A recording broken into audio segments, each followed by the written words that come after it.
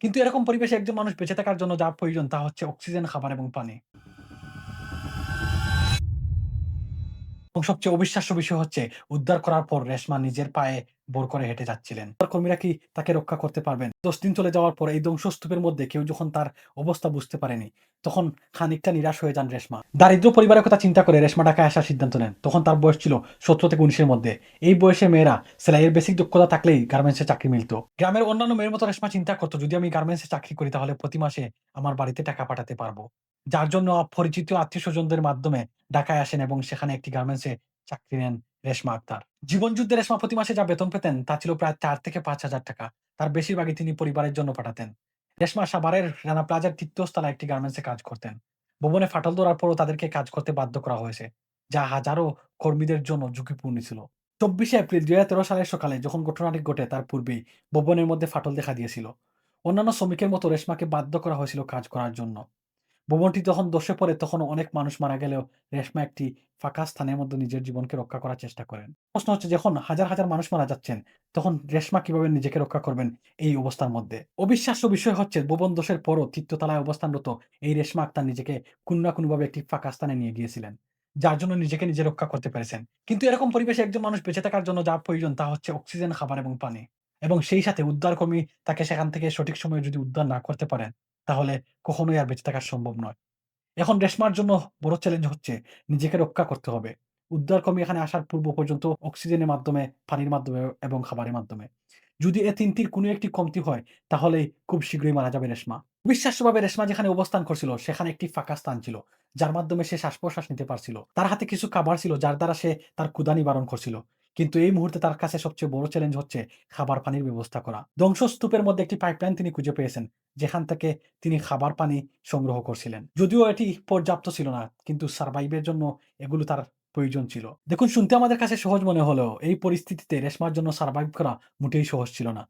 যেখানে একটি অন্ধকার স্থানে তিনি বসবাস করছেন, তার প্রয়োজন রয়েছে শ্বাস নেওয়ার জন্য, তার প্রয়োজন রয়েছে খাবারের জন্য, তার প্রয়োজন রয়েছে খাবার পানির জন্য। অবশ্য আমাদের এখানে বলতে হবে রেশমা একটি ভাগ্যবতী এবং সংগ্রামী চরিত্র, যার জন্য তার প্রয়োজনীয় বস্তুগুলো কোনো না কোনোভাবে সে ম্যানেজ করতে পারছিল। যার জন্য এই অন্ধকারের মধ্যে নিজেকে নিয়ে সারভাইভ করছিল। কিন্তু বাস্তবতা হচ্ছে এখনো বিপদ কাটেনি রেশমার জন্য। এই ধ্বংসস্তূপ থেকে রক্ষার জন্য একমাত্র উদ্ধারকর্মীই পারে তাকে রক্ষা করতে। সুতরাং এখন প্রশ্ন হচ্ছে, উদ্ধারকর্মীরা কি তাকে রক্ষা করতে পারবেন? রেশমা কি সেই সময় পর্যন্ত নিজেকে সারভাইভ করতে পারবে এই অন্ধকার অবস্থানের মধ্যে? এই অন্ধকার ধ্বংসস্তূপের মধ্যে দূর থেকে নিজেকে রক্ষা করার জন্য নিজের কাপড় দিয়ে নিজের মুখ ঢেকে নেন রেশমা আক্তার। কিন্তু প্রশ্ন হচ্ছে, পর্যাপ্ত পরিমাণে খাবারের অভাব রয়েছে, পানির অভাব রয়েছে। কতদিন পর্যন্ত সারভাইভ করতে পারবেন এই ধ্বংসস্তূপের মধ্যে রেশমা আক্তার? তবে কি উদ্ধারকর্মীরা তাকে রক্ষা করতে পারবেন? এই আশায় বসে রয়েছেন রেশমা আক্তার এবং প্রতিনিয়তই চেষ্টা করছেন শব্দ করার জন্য। যদি তার শব্দ শুনে কেউ তাকে এসে রক্ষা করে। এভাবেই ধ্বংসস্তূপের মধ্যে জীবন অতিবাহিত হচ্ছে রেশমার। প্রতিনিয়ত একটি আশার মধ্যে বেঁচে রয়েছেন। কখনো হয়তো কেউ এসে তাকে রক্ষা করবে। আর সে পর্যন্ত নিজেকে রক্ষা করতে হবে। রেশমার বক্তব্যে উঠে এসেছে, যখনই তিনি উপর থেকে কোনো শব্দ শুনতেন, তখনই হাত পা নেড়ে তার উপস্থিতি জানান দেওয়ার চেষ্টা করতেন। কিন্তু কোনো উদ্ধারকর্মী তার অবস্থা কখনো উপলব্ধি করতে পারেননি। তিনি তার অবস্থা থেকে সবসময় একটি কথাই বলতেন, "আমি মরব না, আমি মরতে চাই না, আমি বাঁচতে চাই।" তার জন্য তিনি প্রতিনিয়তই চেষ্টা চালিয়ে যাচ্ছেন। কখনো হয়তো পানির অভাব, কখনো হয়তো খাবারের অভাব। এই ধ্বংসস্তূপের মধ্যে যখনই খাবার পানির অভাব হয়েছে, তখনই রেশমা তার কাপড় ভিজিয়ে সেই কাপড়ের মধ্যে খাবার পানি সঞ্চার করে রেখেছেন। এবং পরবর্তীতে যখনই তার খিদা লেগেছে, সেই পানি চুষে তিনি খাবার চেষ্টা করেছেন। এভাবেই রেশমা তার এই ধ্বংসস্তূপের মধ্যে তার জীবনযুদ্ধ চালিয়ে যাচ্ছিলেন, শুধুমাত্র বেঁচে থাকার জন্য। কিন্তু প্রশ্ন হচ্ছে, আমাদের উদ্ধারকর্মী কি রেশমা পর্যন্ত যেতে পারবেন? তাকে কি তার অবস্থান থেকে উদ্ধার করতে পারবেন? উদ্ধার যদি করেনও, তারপরও কি এই রেশমা এই অবস্থা থেকে সারভাইভ করতে পারবেন? কিন্তু জীবনযুদ্ধে প্রায় ১০ দিন চলে যাওয়ার পর এই ধ্বংসস্তূপের মধ্যে কেউ যখন তার অবস্থা বুঝতে পারেনি, তখন খানিকটা নিরাশ হয়ে যান রেশমা।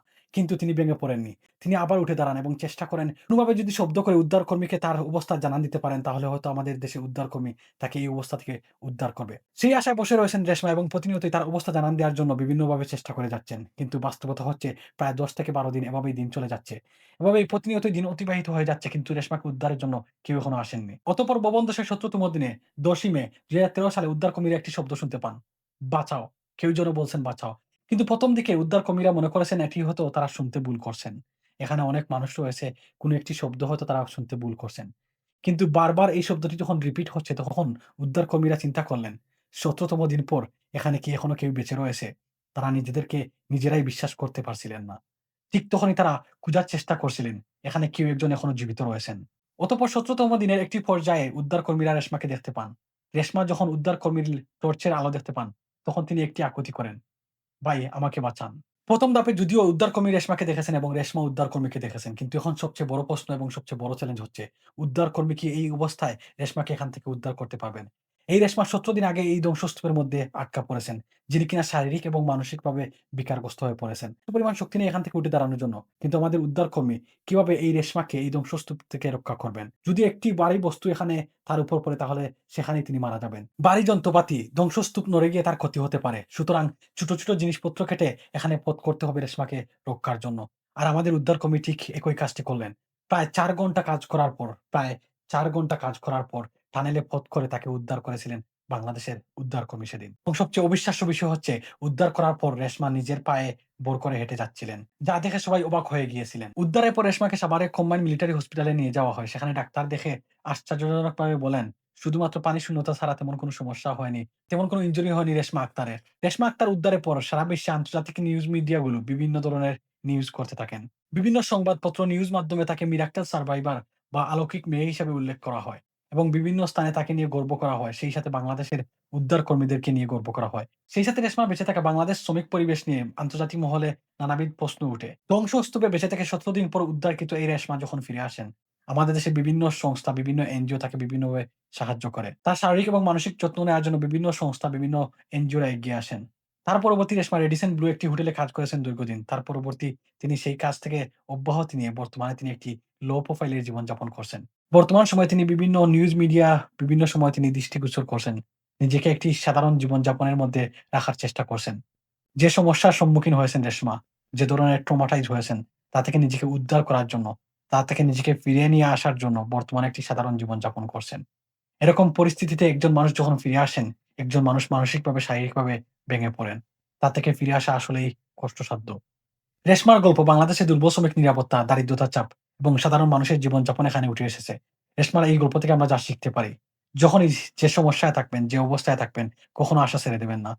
জীবন যুদ্ধে কখনো নিজ থেকে হেরে যাবেন না। যতক্ষণ পর্যন্ত প্রকৃতি এবং উপরআলা আপনাকে হারাতে চাইছেন না, ততক্ষণ পর্যন্ত নিজ থেকে কখনো গিভ আপ দিবেন না। আমাদের ঢাকা শহরে প্রতিনিয়ত এ ধরনের উঁচু, উঁচু বিল্ডিং করা হচ্ছে, যেগুলো কিনা মানানসই নয় আমাদের পরিবেশের জন্য। আমাদের দেশে কিছু অর্থলোভী মানুষ রয়েছেন, যারা কিনা শুধুমাত্র মুনাফা অর্জনের জন্য আমাদের দেশের সাধারণ মানুষদেরকে ব্যবহার করে, তাদের গরিবত্ব, অসহায়ত্বকে ব্যবহার করে তাদেরকে চাকরি দেন এবং খুব অল্প মূল্যে তাদেরকে দিয়ে কাজ করাচ্ছেন প্রতিনিয়তই। এবং তাদেরকে যে পরিবেশ দিচ্ছেন কাজ করার জন্য তা হচ্ছে ঝুঁকিপূর্ণ। যার জন্য প্রতিনিয়তই এইসব কর্মজীবী মানুষেরা তাদের জীবনের ঝুঁকির মধ্যে কাজ করছেন। একটি অনুন্নত এবং মধ্যম আয়ের দেশে বসবাস করে এরকম জীবনযাপন বাংলাদেশের প্রতিটি অঞ্চলে, প্রতিটি শহরে এরকম হাজারো রেশমা আক্তার রয়েছেন, যারা কিনা এরকম জীবনযাপন করছেন। শুধুমাত্র নিজের পরিস্থিতির শিকার হয়ে, শুধুমাত্র অভাবের তাড়নায়, দরিদ্রতার জন্য এ ধরনের জীবনযাপন করছেন। তারা চাইলেই নিজেকে একটি ভালো স্থানে নিতে পারছেন না শুধুমাত্র টাকার জন্য। এতক্ষণ আমরা যা দেখলাম রানা প্লাজা দোষ, রেশমার বীরত্ব, বাংলাদেশ উদ্ধার কর্মীর বীরত্ব, এটি ছিল শুধুমাত্র মুদ্রার এক পিঠ। এখন আমরা দেখব মুদ্রার অন্য পিঠে কি রয়েছে। রানা প্লাজা দোষের পর রেশমার একজন কলিগ বলেছেন, রানা প্লাজা দোষের কয়েক ঘন্টা পর রেশমা এবং তিনি একই সাথে সেখান থেকে বেরিয়ে আসেন এবং একটি হাসপাতালে রেশমা সহ তিনি ২ দিন যাবৎ সেখানে অবস্থান করেছেন এবং ২ দিন পর রেশমা সেখান থেকে নিখোঁজ হয়ে গিয়েছিলেন এবং পরবর্তী প্রায় ১৭ দিন পর তিনি নিউজের মধ্যে রেশমা উদ্ধারের এই ঘটনা দেখতে পারেন। যা দেখে রেশমার এই সঙ্গী রীতিমতো অবাক হয়েছিলেন। রেশমা আক্তার উদ্ধারে এ ধরনের অবিশ্বাস্য ঘটনার পর যুক্তরাজ্যের একটি সংবাদ মাধ্যম মিরর এ নিয়ে একটি তদন্ত করে। তদন্তের পর তারা একটি প্রতিবেদন সেখানে উপস্থাপন করেন। যুক্তরাজ্য ভিত্তিক সংবাদ মাধ্যম মিরর প্রতিবেদন দেওয়ার পর সেখানে তারা তুলে ধরেন ১৭ দিন পর রেশমা উদ্ধারের এটি একটি সরকারের সাজানো নাটক ছিল। তারপরও আমি এবং আপনি আমরা যদি আমাদের কমন সেন্স ইউজ করি তাহলে এটা সত্যতা বুঝতে পারবো।